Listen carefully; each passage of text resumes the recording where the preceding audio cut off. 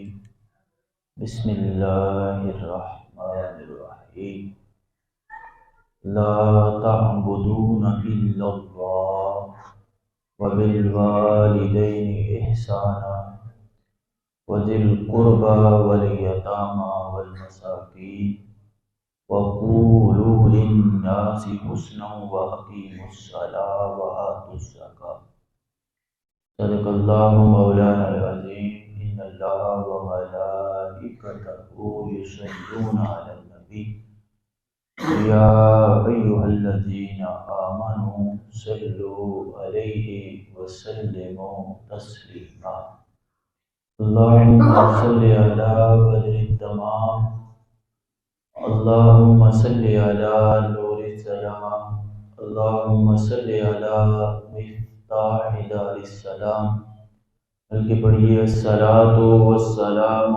علیک یا سیدی یا رسول اللہ وعلی آلک واصحابک یا حبیب اللہ۔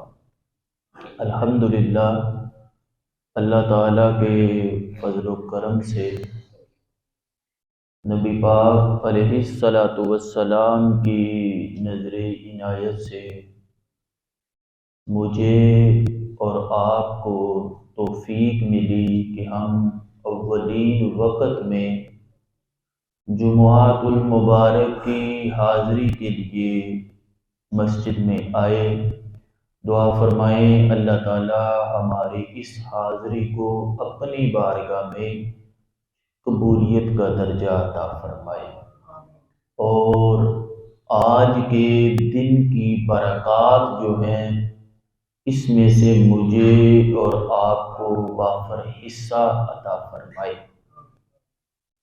بالخصوص آج کے دن اللہ تعالیٰ سے دعا ہے کہ اللہ تعالیٰ ہمارے بیماروں کو شفا عطا فرمائے اور ہمارے جو فوت شدگان ہیں ان کی کامل بخشش و مغفرت فرمائے۔ حضرت ابو بکر صدیق رضی اللہ تعالی عنہ روایت کرتے ہیں کہ نبی پاک علیہ الصلاۃ والسلام نے 3 مرتبہ ارشاد فرمایا کہ میں تم کو سب سے بڑے گناہ نہ بتاؤں؟ ہم نے کہا کیوں نہیں یا رسول اللہ، آپ ارشاد فرمائیں۔ تو محبوب علیہ الصلاۃ والسلام نے 4 گناہ جو بڑے بڑے گناہ ہیں 4 اس حدیث پاک میں جو بخاری مسلم اور ترمذی میں موجود ہے۔ تو پہلا گناہ کیا ہے کہ اللہ کے ساتھ کسی کو شریک کرنا، دوسرا والدین کی نافرمانی کرنا، تیسرا گناہ جھوٹ بولنا، اور چوتھا جھوٹی گواہی دینا۔ حضرت ابوبکر صدیق رضی اللہ تعالی عنہ عرض کرتے ہیں کہ آپ ٹیک لگائے ہوئے تھے، تو جب جھوٹ اور جھوٹی گواہی کی بات آئی تو آپ اٹھ کے یعنی اپنی ٹیک کو چھوڑ دیا اور اس کی تکرار بیان کی، یہاں تک کہ ہم نے کہا کہ آپ کاش سکوت فرما دے۔ یعنی یہ 4 گناہ پچھلے جمعۃ المبارک میں ہم نے کچھ والدین کی عزت، حرمت، حقوق کے اوپر قرآن و سنت کی روشنی میں کچھ بیان کرنے کی کوشش کی تھی۔ اب دیکھیں، جو بندہ بھی لا الہ الا اللہ اور محمد الرسول اللہ یہ گواہی دے دیتا ہے کہ اللہ کے سوا کوئی الہ نہیں، کوئی معبود نہیں، اور محمد صلی اللہ علیہ وسلم یہ اللہ کے رسول ہیں، پھر تصور نہیں رہتا کہ وہ چاند کو پوجے، سورج کو پوجے، ستاروں کو پوجے، بتوں کو پوجے، آگ کو پوجے، وہ ایک معبود کا بن جاتا ہے۔ تو لہذا مسلمانوں کے ہاں تو شرک کا تصور وجود ہی نہیں، لیکن کچھ ایسے اعمال ہیں جو شرک اصغر قرار دیے گئے، اس میں مسلمان جو ہیں وہ کثرت کے ساتھ مبتلا نظر آتے ہیں۔ یعنی فرمایا گیا کہ ریا جو ہے نا، دکھاوا، یہ شرک اصغر ہے، چھوٹا شرک ہے۔ وجہ کیا ہے کہ اعمال کرنے ہیں اللہ تعالی کی رضا حاصل کرنے کے لیے، اس میں دکھاوا آ گیا، بناوٹ آ گئی، تصنع آ گئی، لوگوں کی واہ واہ داد کے طلبگار جب ہم بن گئے تو وہ اعمال جو ہیں وہ منہ پر مار دیے گئے۔ بڑی معروف حدیث پاک ہے کہ میرے اور آپ کے کریم نبی علیہ السلام نے فرمایا کہ بروز قیامت قرآن کا قاری، مجاہد جس نے اپنی جان ہی اللہ کے لیے قربان کر دی، اور وہ صدقہ خیرات کرنے والا بندہ، یہ تینوں بندے اللہ حکم ارشاد فرمائے گا کہ اس کو جہنم میں لے جاؤ۔ اب دیکھیں، قرآن پڑھنا، اچھی آواز میں پڑھنا، یہ منشاء خداوندی بھی ہے اور رضائے مصطفیٰ کریم صلی اللہ علیہ وسلم بھی ہے۔ اور میں خوش الہامی کے ساتھ قرآن پڑھوں۔ اب وہ قرآن تو پڑھتا تھا، لیکن اس کا مقصد اللہ نہیں تھا، اس کا مقصد بندے تھے۔ اعمال برباد ہو گئے، لوگوں کو دکھانے کے لیے کہ میں بڑا بہادر ہوں، میں بڑا غازی ہوں، میں بڑا مجاہد ہوں۔ اللہ کی رضا نہیں، لوگوں کے سامنے بہادری کا چرچا کرنا مقصود تھا، نیت بدل گئی۔ انما الاعمال بالنیات، اعمال کا دار و مدار نیتوں پر ہے۔ قرآن پاک کے سٹارٹ میں اللہ تعالیٰ نے جو ایمان والوں کی علامتیں بیان کی ہیں، وَمِمَّا رَزَقْنَاهُمْ يُنْفِقُونَ، کہ وہ اللہ کے راستے میں مال خرچ کرتے ہیں۔ کہیں پہ فرمایا اللہ کو قرض حسنہ دو، کہیں فرمایا میں تمہیں 10 گنا دوں گا، 70 گنا دوں گا، 700 گنا دوں گا، کہیں فرمایا وَاللَّهُ ذُو الْفَضْلِ الْعَظِيمِ، اللہ کا فضل تو اس سے بھی بہت بڑا ہے۔ لیکن اللہ کی رضا تھی کہ بندے میرے راستے میں مال خرچ کریں۔ اب اس نے مال تو خرچ کیا، لیکن دکھاوا آ گیا، میں 500 ہزار، 2000، 10,000، لاکھ، 20 لاکھ، پوری مسجد ہی بنا دی۔ لیکن اگر نیت بدل گئی، ریا آ گیا، تو اعمال اکارت چلے گئے، برباد ہو گئے۔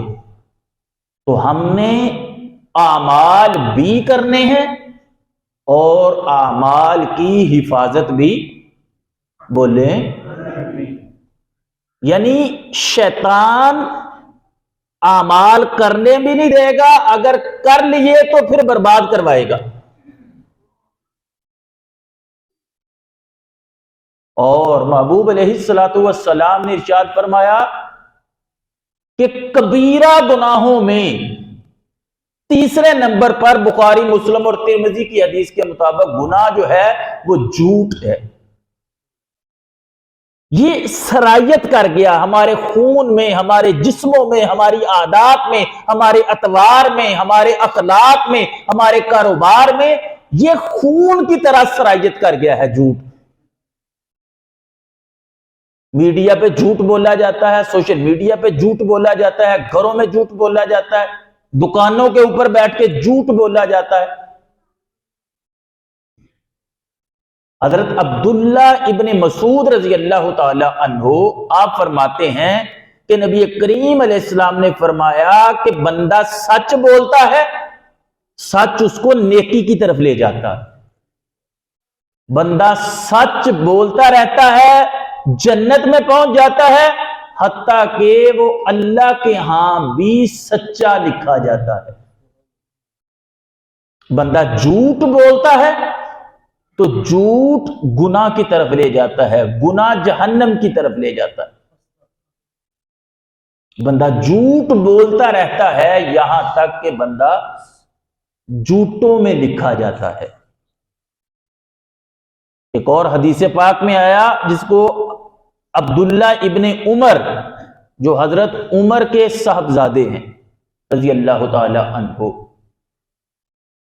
وہ ارشاد فرماتے ہیں کہ جب بندہ جھوٹ بولتا ہے اس کے منہ سے جھوٹ کی وجہ سے ایسی گندی سمیل، گندی بدبو نکلتی ہے کہ رحمت کا فرشتہ جو ہے وہ 1 میل دور چلا جاتا ہے. ایک اور حدیث پاک میں نبی کریم علیہ السلام نے ارشاد فرمایا کہ جب بندہ جھوٹ بولتا ہے تو اس سے ایک گناہ کا دھبا اس کے دل، اس کے قلب کے اوپر لگ جاتا ہے. دوسرا بولے گا دوسرا دھبا، تیسرا بولے گا تیسرا دھبا، حتیٰ کہ اس بندے کا قلب ہی گناہوں اور جھوٹ کی وجہ سے کالا ہو جاتا ہے. بتاؤ، جس بندے کا گناہ ہی، جس بندے کا جھوٹ ہی، جس بندے کا کاروبار ہی، جس بندے کا اعمال ہی اس کے گناہوں کی گندگی کا اللہ کی رحمت سے دوری کا سبب بن جائے، بتاؤ اس کو سکون کیسے ملے گا؟ کبھی نہیں ملے گا سکون اس کو. ایک بندہ حاضر خدمت ہوا اور اس نے عرض کیا کہ یا رسول اللہ صلی اللہ علیہ وسلم، دل میرا کرتا ہے میں ایمان لے آؤں، مسلمان ہو جاؤں، لیکن 4 گناہ ایسے ہیں جو میری عادت بن چکے ہیں، جو میں چھوڑ نہیں سکتا. تو میں ایمان بھی لانا چاہتا ہوں. اچھا، گناہ کون سے تھے اس کے؟ زنا، شراب نوشی، جھوٹ اور چوری، سارے کبیرہ گناہ. اب نبی پاک علیہ الصلوۃ والسلام کی ایک شان حکیم بھی ہے. آپ نے محبت کی، کمال محبت فرمائی. اچھا فرمایا کہ تم 4 میں سے ایک چھوڑ سکتے ہو؟ اس نے کہا ہاں، ایک تو میں چھوڑ سکتا ہوں. تو فرمایا ٹھیک ہے، پھر تم جھوٹ چھوڑ دو. اس نے کلمہ پڑھ لیا اور یہ وعدہ کر لیا کہ میں جھوٹ نہیں بولوں گا. اب رات کو اس کو چوری کا ارادہ بنا.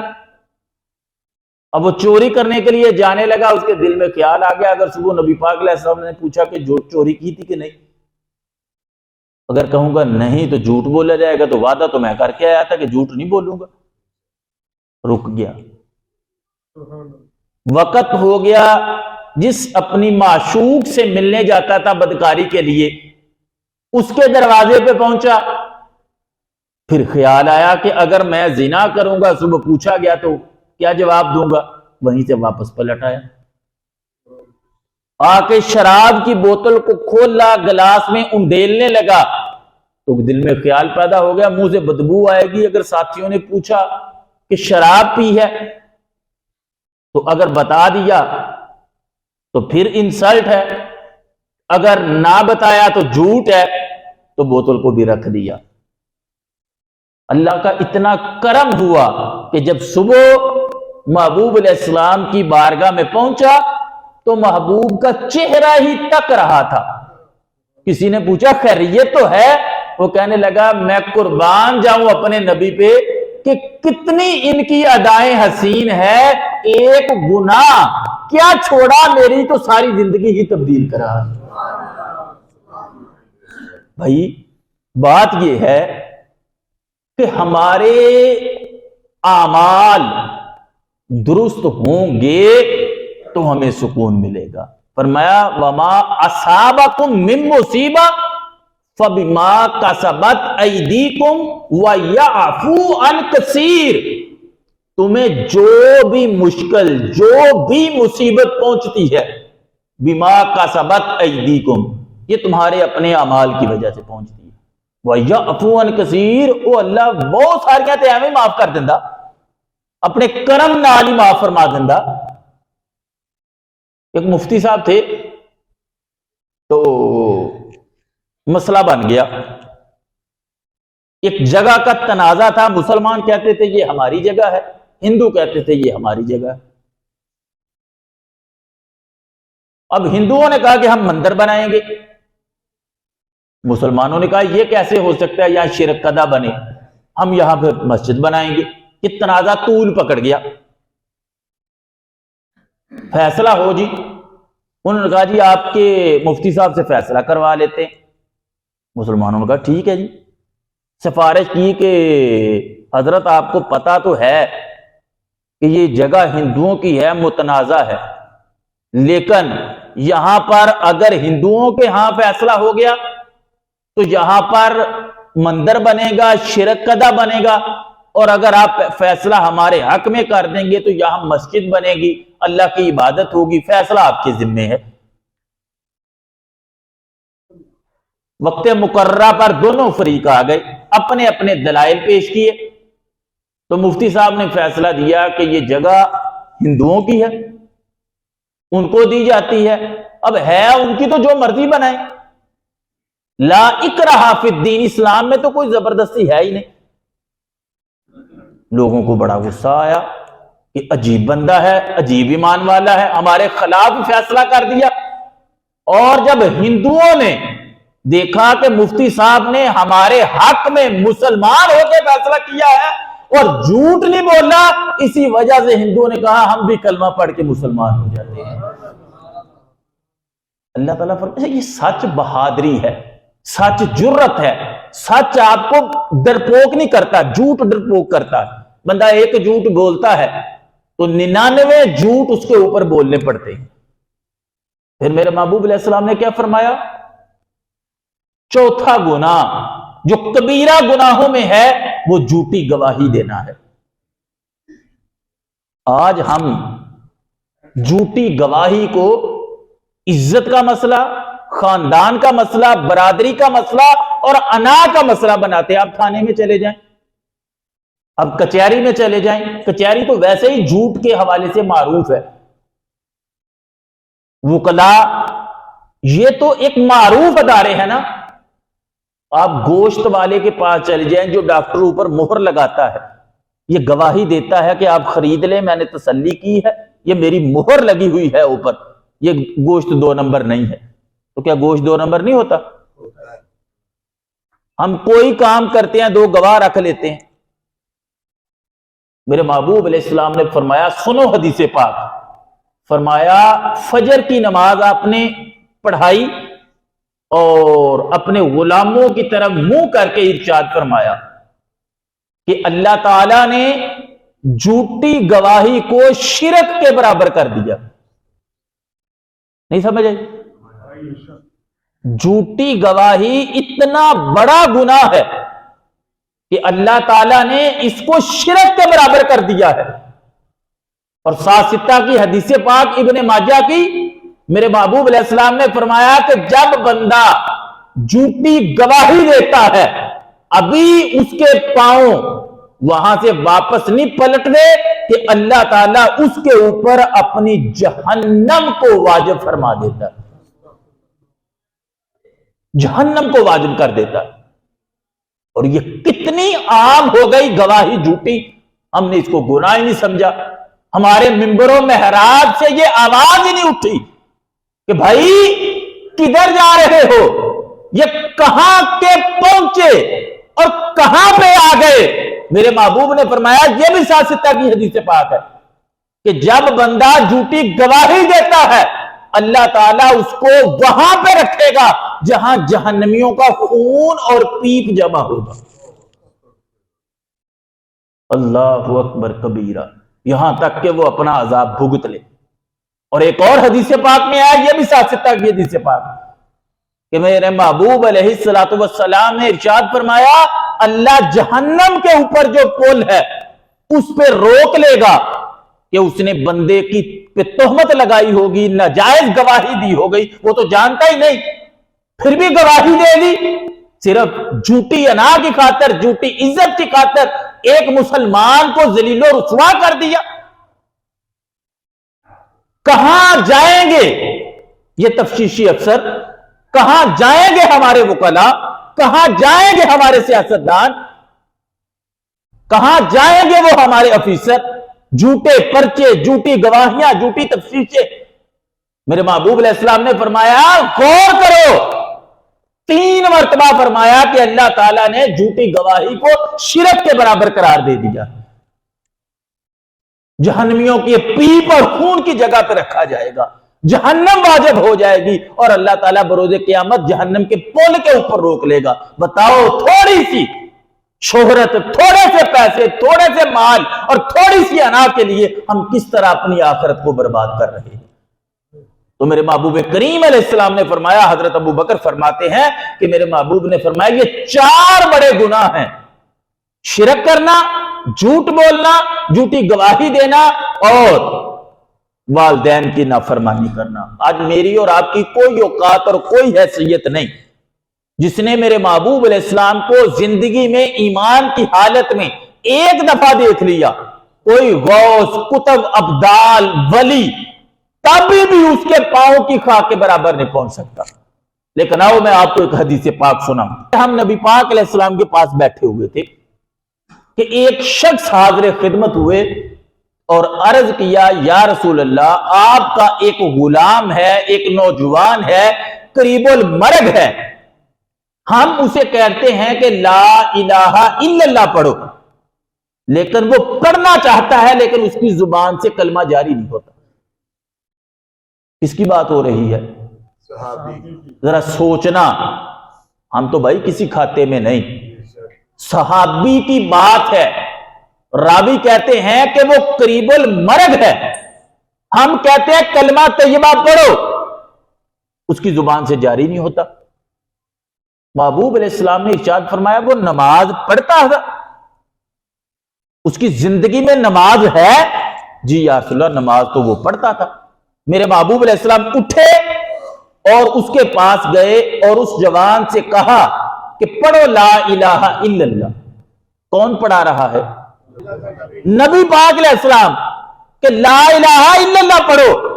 وہ عرض کرنے لگا یا رسول اللہ مجھ سے پڑھا نہیں جاتا، میری زبان پہ جاری نہیں ہوتا۔ تو میرے محبوب علیہ الصلوۃ والسلام نے ارشاد فرمایا کہ اس کے اعمال، اس کے متعلق پوچھا تو کسی نے وہاں پر عرض کیا یا رسول اللہ یہ اپنی والدہ کی نافرمانی کرتا تھا، یہ اس کے نامہ اعمال میں گناہ تھا۔ تو میرے محبوب علیہ السلام نے فرمایا کہ اس کی والدہ زندہ ہے؟ جی یا رسول اللہ زندہ ہے۔ فرمایا اس کو بلاؤ۔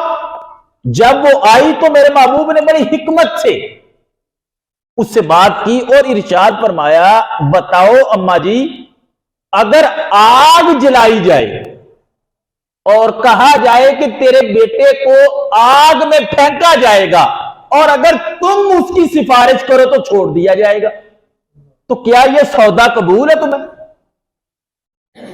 کہنے لگی یا رسول اللہ اگر میرے بیٹے کو آگ میں پھینکا جائے اور میری وجہ سے کہ میں کہہ دوں تو یا رسول اللہ مجھے تو یہ سودا منظور ہے، میں تو کبھی اپنے بیٹے کو آگ میں جلنا برداشت نہیں کر سکتی۔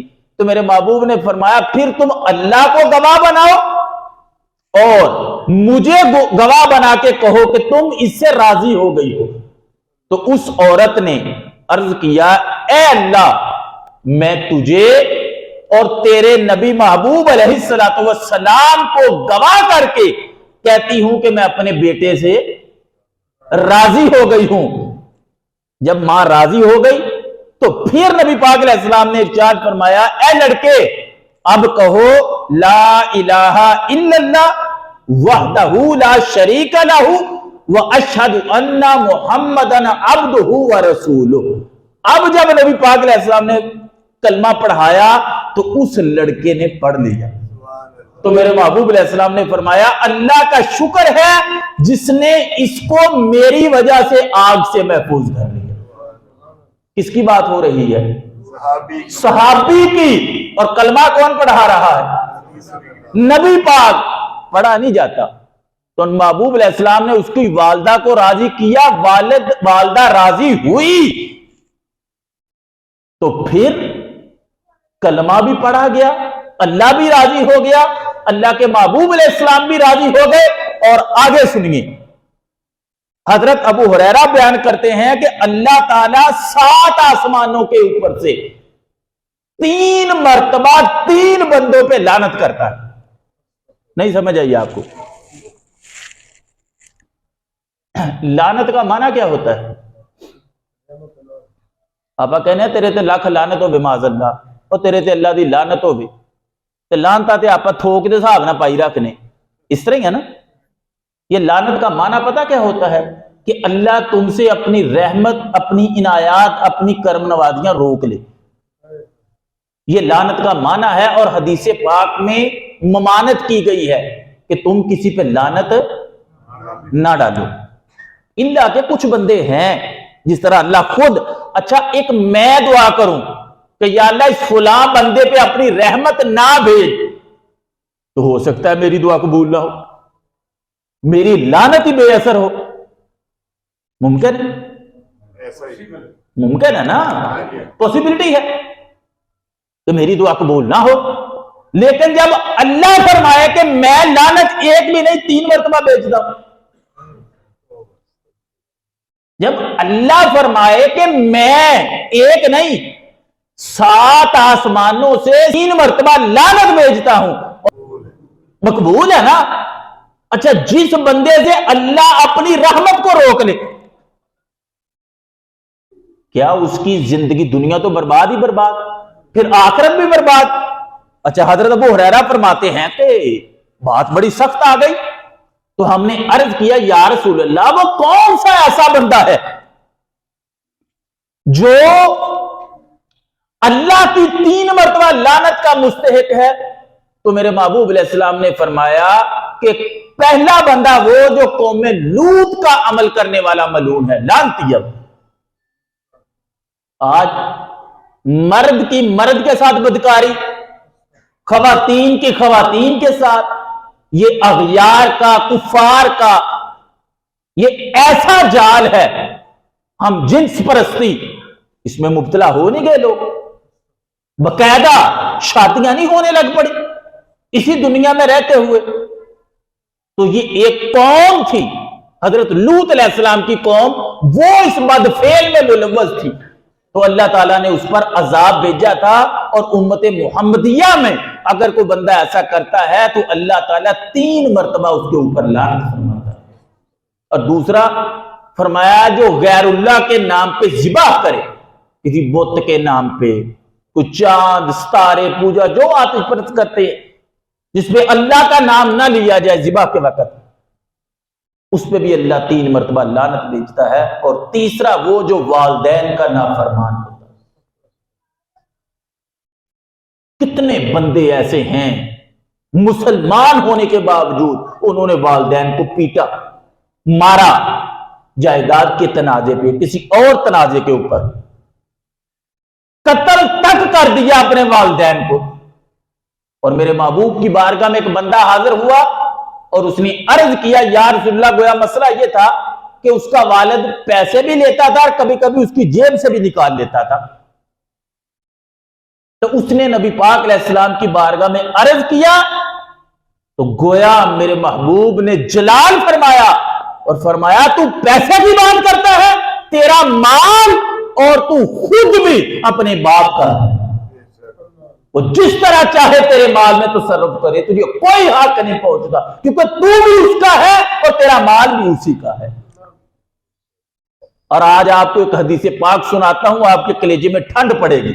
میرے محبوب علیہ السلام کے صحابی حضرت عبداللہ ابن عباس اس کو روایت کرتے ہیں کہ ایک بندہ حاضر خدمت ہوا اور اس نے عرض کیا یا رسول اللہ میں نے ایک منت مانی تھی۔ کیا کیا تھا؟ میں نے ایک منت مانی تھی کہ جب اللہ تعالی کعبے کو فتح دے دے گا، قبلہ فتح ہو جائے گا، تو میں کعبے کی سب سے نیچے والی جو چوکھٹ ہے اس کو میں بوسہ دوں گا۔ تو ظاہری بات ہے جب یہ بات کی جا رہی ہے تو کعبہ فتح ہو گیا، تبھی آئی نا بات کہ میں نے تو ایک منت ماننی تھی۔ عبداللہ ابن عباس کہتے ہیں کہ سامنے کعبہ ہوگا، محبوب فرماتے جاؤ بھائی کعبے کی جا کے چوکھٹ کو بوسہ دو، دروازے کی چوگاٹ کو بوسہ دے دو، منت پوری ہو جائے گی۔ لیکن سنو، میرے محبوب علیہ الصلوۃ والسلام نے تا قیامت مسلمانوں کے لیے ایسا ہدایت کا دروازہ کھولا کہ جو کعبے نہ بھی جا سکے، فرمایا تیری والدہ ہے؟ جی یا رسول اللہ ہے۔ فرمایا جاؤ اس کے پاؤں کو جا کے بوسہ دے دو، تیری منت پوری ہو جائے گی۔ وہ بھائی کعبے نہیں پہنچ سکے، پہنچ بھی جائیں تو وہاں پہ راشی اتنا ہوتا ہے اور پھر وہ اونچا اتنا ہے، بوسہ دیا نہیں جاتا اس کی چوکھٹ کو۔ فرمایا کہاں تیرے پاس پیسے ہو نہ ہو، جا روزانہ ہی ماں کے پاؤں کو بوسہ دے، اللہ کعبے کی چوکھٹ کو چومنے کا ثواب عطا فرما دے گا۔ ہمیں محروم نہیں چھوڑا گیا، لیکن خدا را اپنے والدین بھی تھوڑی سی توجہ کریں، بچوں کے حق میں اپنی زبان کے اوپر احتیاط کیا کریں۔ ایک بندہ بہت بڑا امام زمخشری تفسیر کشاف انہوں نے لکھی ہے، ان کا ایک پاؤں نہیں تھا، پاؤں کٹا ہوا تھا۔ کسی نے عرض کیا حضور یہ پیدائشی ہے؟ فرمایا نہیں، بعد میں کٹا ہے۔ کیسے کٹا؟ فرمایا میری ماں نے بد دعا دی تھی۔ حضور وہ کیسے؟ فرمایا ایک دفعہ میں چڑیا، بچہ تھا چھوٹا، تو میں نے چڑیا کو پکڑا اور چڑیا کے پاؤں بڑے نرم ہوتے ہیں، کمزور، تو میں نے تیز ڈور اس کے ساتھ باندھ دی تھی کہ اڑ نہ جائے۔ اس نے اڑنا چاہا تو اس کا پاؤں کٹ گیا، خون نکلا، میری ماں کے دل پہ اثر ہوا، کہا جا جس طرح تو نے اس کا پاؤں کاٹا اللہ تیرا بھی پاؤں کاٹ دے۔ منہ سے بات دو، ہم کہہ نہیں دیتے تیرا بیڑا ہی گرک ہو جائے، تو پھر جدو ہو جاتا کہ یا اللہ ہی کہ میں ہو گیا، کہہ نہیں دیتے تیرا ستیہ ہی ناس ہو جائے۔ اپنی اولاد کے متعلق گفتگو کرتے وقت ایک بندہ تھا، ایک عورت تھی، وہ بھی اس طرح اپنے بیٹے پہ غصہ ہوئی تو اس نے کہا کہ تجھے موت ہی کیوں نہیں آ جاتی؟ تنگ کرتا ہوگا، والدین بھی اکتا جاتے ہیں۔ اب بچہ بڑا ہو گیا، جوان ہوا، پڑھا لکھا، اس کی منگنی ہو گئی، رشتہ طے ہو گیا، شادی میں تھوڑے دن باقی تھے، جوان کو اللہ نے اس کو موت دے دی۔ وہ پیٹی روئی، یا اللہ میرا جوان بچہ، تو حکم ہوا کہ تو نے تو بد دعا مانگی تھی، شکر کر میں نے کچھ لمحے زندہ رکھ دیا اس کو، تو بچپن میں کہتی تھی مر جائے۔ تو فرمایا اس کی ماں کی وجہ سے اللہ نے اس کو موت دی۔ نہ تو دعا اور نہ ہی بد دعا فوری لگ جاتی ہے، نہ ہی فوری دعا قبول ہوتی ہے، اللہ کی ایک منشا ہوتی ہے، ایک حکمت ہوتی ہے، تب تک اللہ اس کو زندہ رکھتا ہے۔ تو والدین بھی احتیاط کریں، جس طرح اولاد کے اوپر حقوق ہیں اسی طرح والدین کے اوپر بھی حقوق ہیں۔ اور میں ایک حدیث پاک سناتا ہوں آپ کو، حضرت ابو ہریرہ نے اس کو روایت کیا ہے، فرماتے ہیں کہ جنت کی خوشبو 500 میل کی مسافت سے آنا شروع ہو جائے گی، لیکن محبوب علیہ السلام نے فرمایا اپنے کام کا احسان جتانے والا، ماں باپ کی نافرمانی کرنے والا اور شراب کا عادی، شراب پینے والا، اس بندے کو یہ والی نیکی جو ہے جنت کی خوشبو 500 دور مسافت والی، یہ اس کو نصیب نہیں ہوگی۔ اب دیکھ لیں معاشرے کے اندر ہم، چلو اور کوئی نہیں تو اولادیں تو ہیں نا، کسی کے بچے نہیں، شادی شدہ نہیں ہوں گے، لیکن ہمارے والدین تو ہیں نا، کوئی قبروں میں ہوں گے، کوئی زندہ ہوں گے، تو زندہ تو یہ توبہ کرے، اور جو مردہ ہے اس کے لیے امام غزالی نے ایک وظیفہ بتایا ہے، مختلف حدیث سے ہیں اور اس کی سند تو ضعیف ہے لیکن ترک سے بیان ہے، تو فضائل اعمال میں یہ حدیث معتبر ہے۔ امام غزالی فرماتے ہیں کہ جمعہ کی شب، یعنی یہ جو جمعہ رات کی رات ہوتی ہے، اس کو شب جمعہ کہتے ہیں.